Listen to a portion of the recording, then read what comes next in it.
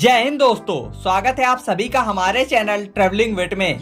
दोस्तों, प्रयागराज जिसे इलाहाबाद के नाम से भी जाना जाता था, न केवल एक हिस्टोरिकल प्लेस है बल्कि सबसे खूबसूरत तीर्थ स्थलों में से एक है। दोस्तों, यहीं पर गंगा, यमुना और मां सरस्वती एक साथ मिलती हैं और खूबसूरत पवित्र त्रिवेणी संगम का निर्माण करती हैं, जहां लाखों हजारों श्रद्धालु आकर स्नान करते हैं। दोस्तों, इसके साथ ही प्रयागराज में हर 12 साल में दुनिया का सबसे बड़ा कुंभ मेला आयोजित होता है। 6 साल में अर्ध कुंभ मेला का भी आयोजन होता है। तो दोस्तों, कुंभ मेला जो उत्तर प्रदेश का एक फेमस फेस्टिवल है, वो प्रयागराज में आयोजित होता है। लाखों करोड़ों श्रद्धालु यहाँ पर आते हैं। इसके साथ ही दोस्तों, प्रयागराज में स्थित है मां सती का एक शक्तिपीठ, जहां पर हर भक्त, हर श्रद्धालु आकर दर्शन करता है और शक्तिपीठ का सौभाग्य प्राप्त करता है, जो आगे मैं आपको वीडियो में बताने वाला हूं। तो और भी टॉप प्लेसेस है प्रयागराज में, जिसके बारे में आज हम आपको बताएंगे। इसके साथ ही प्रयागराज में हमें कहाँ रुकना चाहिए, खाने की क्या व्यवस्थाएं हैं, बजट में स्टे कहाँ हमको लेना है, कैसे हमें घूमना है, ट्रांसपोर्टेशन की क्या क्या सुविधाएं हैं, प्रयागराज हम कैसे पहुंच सकते हैं, जितने भी सवाल आपके मन में हैं सारे सॉल्व हो जाने हैं। इसके साथ ही प्रयागराज की ट्रिप आप बहुत कम से कम बजट में आसानी से कर लेंगे। बजट मैं आपको आखिरी में बताऊंगा कि आपको कितने दिन की यात्रा बनानी चाहिए और कितने दिन का आपका बजट लगेगा। तो चलिए जल्दी से वीडियो को स्टार्ट करते हैं। तो दोस्तों, सबसे पहले बात करते हैं कि हम प्रयागराज यानी इलाहाबाद कैसे पहुंच सकते हैं। तो दोस्तों, प्रयागराज पहुंचना बहुत ही ज्यादा आसान है। आप बस, ट्रेन, फ्लाइट हर तरीके के माध्यम से प्रयागराज पहुंच सकते हैं। सबसे पहले बात करते हैं हम फ्लाइट की। तो अगर आप फ्लाइट से आना चाहते हैं तो आपको आना होगा इलाहाबाद एयरपोर्ट। फिर दोस्तों, एयरपोर्ट से आपको कैब, ऑटो आसानी से मिल जाएंगे सिटी सेंटर के लिए। 10 से 12 किलोमीटर की दूरी है, तो आप आसानी से सिटी सेंटर आ जाएंगे। अब बात करते हैं ट्रेन से। दोस्तों, अगर आप ट्रेन से आना चाहते हैं तो प्रयागराज में खुद का स्टेशन है, जिसका नाम है प्रयागराज जंक्शन इलाहाबाद। दोस्तों, इसके साथ ही एक और स्टेशन है जिसका नाम है सूबेदारगंज, लेकिन आपको प्रयागराज जंक्शन के लिए ही ट्रेन पकड़नी है, क्योंकि यहाँ से बाकी प्लेसेस पास में ही हैं और आपको प्रयागराज जंक्शन के लिए आसानी से ट्रेन मिल जाएगी। बहुत ही बड़ा स्टेशन है, आपको कोई दिक्कत नहीं आने वाली है। तो आप प्रयागराज जंक्शन उतर जाइए। अब बात करते हैं बस की। तो दोस्तों, देश के कई बड़े शहरों से जैसे कानपुर, दिल्ली, लखनऊ, आगरा से आपको यूपीएसआरटीसी की बसेस आसानी से मिल जाएंगी। तो आपको बस से भी, अगर आप आना चाहते हैं, यूपी के आसपास से हैं, तो आप बसेस से भी आसानी से आ सकते हैं। लेकिन दोस्तों, मैं आपको बताऊंगा कि अगर आप बहुत ही कन्वीनियंट तरीके से आना चाहते हैं तो आप ट्रेन से ही आइए। प्रयागराज जंक्शन आप उतर जाइए, फिर वहां से आप बाहर जैसे ही निकलेंगे, आपको प्रयागराज जंक्शन के आसपास बहुत ही ज्यादा होटल्स, धर्मशाला आपको रुकने के लिए मिल जाएंगे। रामबाग के आसपास भी आप स्टे ले सकते हैं, क्योंकि वहां से बाकी प्लेसेस कवर करने में आपको ज्यादा टाइम नहीं लगेगा। तो रामबाग के आसपास अगर होटल के प्राइस की बात करूं तो आपको 800 से 1200 में आसानी से होटल्स मिल जाएंगे। तो अगर आप 2 लोग हो तो आपको पैसा भी डिवाइड हो जाएगा। तो इस तरीके से आप स्टे ले लीजिए। इसके साथ ही अगर आप प्रयागराज जंक्शन की बुकिंग कर चुके हैं तो आप वहां की डॉर्मेट्री भी ऑनलाइन बुक कर सकते हैं, ऑफलाइन भी आकर आप चेक कर सकते हैं, जो आपको लगभग 150 रुपए पर बेड में आसानी से मिल जाएगी। तो इस तरीके से आप डॉर्मेट्री भी ले सकते हैं। तो सुविधाएं आपके अनुसार, आप जैसा भी स्टे लेना चाहें। तो इस तरीके से मैं आपको आगे बताने भी वाला हूं कि आप एक दिन में भी इस यात्रा को प्रयागराज की कर सकते हैं, तो आपको होटल लेने की जरूरत नहीं पड़ेगी। वो मैं आपको आगे अभी बताने वाला हूं। तो दोस्तों, अब आपने रामबाग के आसपास अपना स्टे ले लिया, आपको होटल मिल गया, आप नहाइए धोइए और सबसे पहले निकल जाइए प्रयागराज के टॉप प्लेसेस घूमने के लिए। अगर टॉप प्लेसेस घूमने की बात करें तो आप एक ऑटो हायर कर लीजिए। वो आपके लिए बहुत ही आसान रहेगा और वो आपके लिए बहुत कन्वीनियंट भी रहेगा। 2 से 3 लोग हैं तो आप ऑटो हायर कर लीजिए। 400 से 500 में आपको ऑटो आसानी से मिल जाएगा, ई रिक्शा जो होते हैं। बाकी आप बार्गेनिंग करके कम ज्यादा करा सकते हैं। लेकिन अगर आप अकेले हैं तो आप शेयरिंग में भी जा सकते हैं। 20 से 25 रुपए आपको वो लेंगे और आपको एक प्लेस से दूसरे प्लेस में आपको वो छोड़ देंगे। तो दोस्तों, अब आपने ऑटो एक हायर कर लिया है, तो आप सबसे पहले वो आपको ले जाएगा त्रिवेणी संगम। आप त्रिवेणी संगम जाइए, जहाँ गंगा, यमुना और सरस्वती एक साथ आकर मिलती हैं। वहां पर आप स्नान करिए, पवित्र त्रिवेणी संगम में आप डुबकी लगाइए और अपनी मनोकामनाओं को मांग लीजिए। दोस्तों, वहां पर आप बोटिंग भी कर सकते हैं, जिसके चार्जेस की बात करें तो 50 से 80 रुपए वो आपको लेते हैं। बाकी आप कम ज्यादा करा सकते हैं, वो आपसे 50 भी ले सकते हैं, 80 भी ले सकते हैं। तो इस तरीके से आप बोटिंग भी वहां पर कर सकते हैं।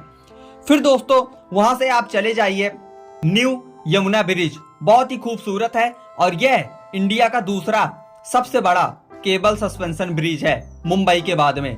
तो वहां पर भी आप जाइए। शाम को अगर आप जाएंगे तो आपको बहुत ही ज्यादा खूबसूरत लगेगा, क्योंकि लाइटिंग भी हो जाती है। तो इस तरीके से आप न्यू यमुना ब्रिज भी जाना मत भूलना। फिर वहां से अब आप आ जाइए अकबर फोर्ट, जिसे प्रयागराज फोर्ट के भी नाम से जाना जाता है। वहां पर आप जैसे ही अंदर जाएंगे तो आपको मिलेगा अक्षावट टेम्पल। दोस्तों यह टेम्पल सदियों पुराना है, माना जाता है कि इसका इतिहास 4 युगों से चलता आ रहा है। तो इस टेम्पल पर भी जाना बिल्कुल भी मत भूलना। माना जाता है कि ब्रह्मा जी ने यहाँ पहली बार यज्ञ भी किया था, तो इस तरीके से इसकी मान्यता बहुत बढ़ जाती है। तो अक्षावट टेम्पल आप अपनी लिस्ट में जरूर रखें। दोस्तों अकबर फोर्ट इंडियन आर्मी के अंडर आ गया है, तो वहां पर आपको जाने को नहीं मिलेगा। बाकी आप अक्षावट टेम्पल जाना बिल्कुल मत भूलना। फिर वहां से ऑटो वाला आपको लगभग 200 मीटर की दूरी पर है बड़े हनुमान जी मंदिर, जिन्हें लेटे हुए हनुमान जी का मंदिर भी कहा जाता है, और इन्हें प्रयागराज का कोतवाल भी कहा जाता है। बहुत ही फेमस मंदिर है और बहुत ही इस टेम्पल की मान्यताएं है। माना जाता है अगर आप जो मुराद मांगेंगे वो आपकी पूरी होती है। तो लेटे हुए हनुमान जी के मंदिर में जाना बिल्कुल मत भूलना। दोस्तों यहाँ के इतिहास की बात करें तो माना जाता है कि लंका से विजय प्राप्त करने के बाद हनुमान जी ने यहीं पर विश्राम किया था। तो इस तरीके से आप बड़े हनुमान जी मंदिर जाइए। फिर वहां से आप चले जाइए आलोपी देवी मंदिर, जो माता सती की एक शक्तिपीठ भी है। यहाँ जाता है कि यहाँ पर माता सती का दाहिना हाथ गिरा था और गिरते ही वो विलुप्त हो गया था, और यहाँ पर माता सती एक झूले के रूप में पूजी जाती हैं। तो इस तरीके से आप आलोपी देवी का मंदिर शक्तिपीठ बिल्कुल मिस मत करें, आपको एक शक्तिपीठ के दर्शन का फल भी प्राप्त होगा। आलोपी देवी के दर्शन करने के बाद आप चले जाइए भारद्वाज पार्क, जो लगभग 250 मीटर की दूरी पर है। वहां जैसे ही आप जाएंगे आपको 10 रुपए का एंट्री टिकट लेना होगा। आपको खूबसूरत फाउंटेन और ग्रीनरी देखने को मिलेगी। वहीं से लगभग 200 से 250 मीटर की दूरी पर है भारद्वाज आश्रम। माना जाता है कि भगवान श्री राम ने चित्रकूट जाने के लिए भारद्वाज मुनि से यहीं से रास्ता पूछा था, और वो यहाँ पर थोड़ी देर रुके भी थे। तो इस तरीके से आप भारद्वाज आश्रम भी जाइए। इसके साथ ही दोस्तों आपको अपने कल्चर के बारे में भी जानने को मिलेगा, तो भारद्वाज आश्रम भी आप जा सकते हैं। फिर दोस्तों इसके साथ ही आप जा सकते हैं स्वराज भवन। यहीं पर इंदिरा गांधी, महात्मा गांधी और जवाहरलाल नेहरू रहा करते थे, तो यहाँ पर भी आप जा सकते हैं। फिर वहां से आप चले जाइए चंद्रशेखर आजाद पार्क। दोस्तों ये पार्क बहुत ही ज्यादा हिस्टोरिकल है और यहाँ पर जाना आपको जरूर चाहिए, क्योंकि 27 फरवरी 1931 को चंद्रशेखर आजाद यहीं पर शहीद हो गए थे, क्योंकि अंग्रेजों ने उन्हें चारों तरफ से घेर लिया था। काफी देर तक वो लड़ते रहे, लेकिन जब उनकी बंदूक में एक गोली बची तो उन्होंने खुद को मारकर सदा के लिए अमर हो गए। और वो बंदूक जिसका नाम है बुखारा, वो इसी म्यूजियम पर रखी हुई है, तो आप उसे भी देख सकते हैं, जिसका टिकट है 50 रुपए। म्यूजियम में आप जाकर देख सकते हैं। तो इस तरीके से चंद्रशेखर आजाद पार्क आप अपनी बकेट लिस्ट में जरूर रखें। ऑटो वाला आपको जरूर लेकर जाएगा, आप पूरे दिन के लिए हायर कर लेंगे। इसके साथ ही दोस्तों शाम को संगम आरती भी देखना आप बिल्कुल मत भूलना। शाम को 6 से 7 के बीच में आपको संगम आरती भी होती है, तो आप उसको भी अटेंड कर सकते हैं। तो इस तरीके से दोस्तों ये एक दिन में आप ये टॉप मेजर प्लेसेस कवर कर लेंगे। अब बात करते हैं कि हमें ट्रिप कितने दिन की बनानी चाहिए। तो अगर आपके पास टाइम कम है, आप दोस्त लोग हो, तो आप सुबह जल्दी 7 से 8 के बीच में प्रयागराज जंक्शन आ जाइए। स्टेशन में अपना सामान सबमिट कराइए, फिर आप एक ऑटो हायर करिए और एक दिन में वो आपको पूरे प्लेसेस घुमा देगा। शाम को संगम आरती करके आप वापस की रात की ट्रेन पकड़ के अपने घर वापस जा सकते हैं। तो अगर टोटल बजट की बात करें, एक दिन की ट्रिप की बात करें, तो 1500 से 1800 के बीच में आप इस यात्रा को आसानी से कर लेंगे। लेकिन अगर आपके पास एक दिन एक्स्ट्रा और है तो आप आनंद भवन, खुसरो बाग, कंपनी गार्डन, कल्याणी देवी टेम्पल, मानकामेश्वर टेम्पल, इसके साथ ही इस्कॉन इलाहाबाद भी जा सकते हैं। तो अगर आपके पास एक दिन एक्स्ट्रा है, आप फैमिली के साथ में हैं, तो आप इन प्लेसेस को भी कवर कर सकते हैं और आप 2 डे और 1 नाइट की ट्रिप बना लेंगे, जिसमें अगर पर पर्सन कॉस्ट की बात करें तो होटल का चार्ज आपका जुड़ जाएगा 800।